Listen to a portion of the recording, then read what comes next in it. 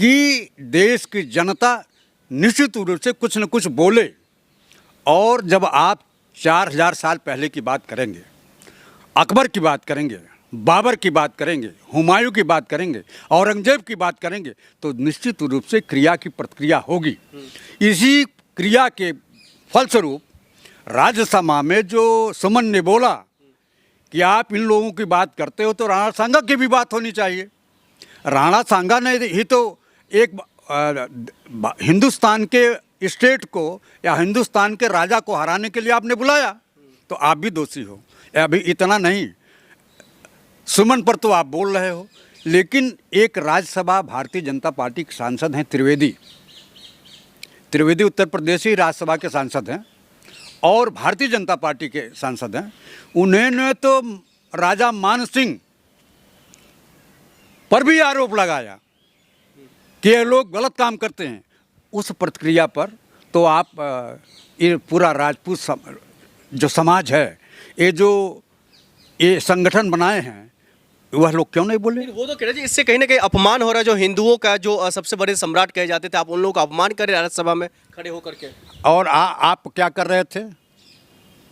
महंगाई की बात आप नहीं करोगे, भ्रष्टाचार, फिरकापरस्ती, इन सब चीज़ों की बात नहीं करेंगे। जो नौजवान बेरोजगार है, जिनका जीवन बेकार हो जा रहा है, 35 साल होने के बाद उनको सरकारी नौकरी नहीं मिली है, लोगों को आप रोज़गार देने की बात नहीं करते। और नहीं तो हिंदुस्तान का प्रधानमंत्री बोलता है आप पकौड़ा तलो। क्या हर ग्रेजुएट, पोस्ट ग्रेजुएट, PhD वो पकौड़ा तलेगा? तो आप जानबूझकर हिंदुस्तान के नौजवानों के जीवन के साथ खिलवाड़ कर रहे हैं। इस पर आप लोग रोक लगाओ, इस पर बात करो ना, शिक्षा पर बात करो, महंगाई पर बात करो, भ्रष्टाचार पर बात करो। इन सब चीज़ों को दूर रख करके आप 4000 साल की बात करते हो। अरे इतना कष्ट आपको बताऊं, अंग्रेजों का शासन काल रहा है, वो भी समाज को लड़ाने की बात नहीं करता था।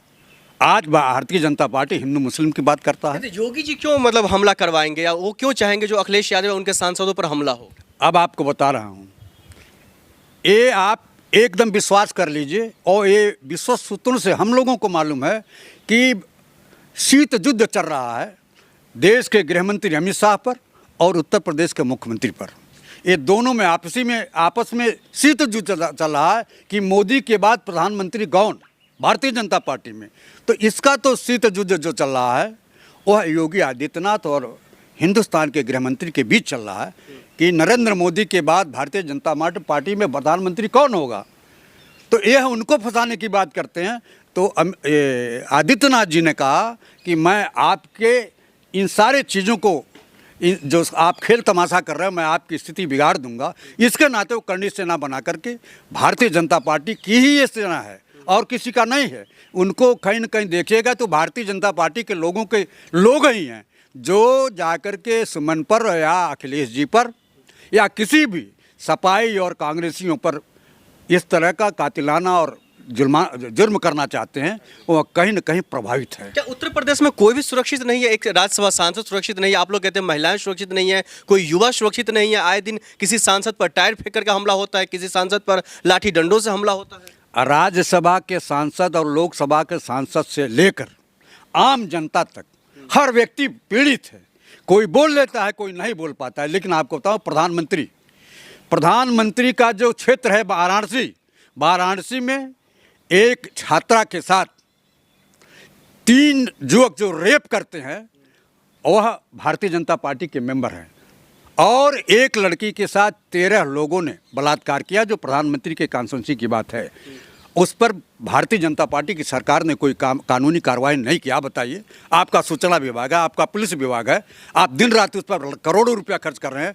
उन लोगों के खिलाफ कौन सी कार्रवाई हुई? एक भी कार्रवाई नहीं हुई। इसलिए महिला सुरक्षित नहीं है, युवक सुरक्षित नहीं है, व्यापारी सुरक्षित नहीं है, कोई भी वर्ग समाज का भारतीय जनता पार्टी की सरकार में सुरक्षित नहीं है। ठीक है, शुक्रिया।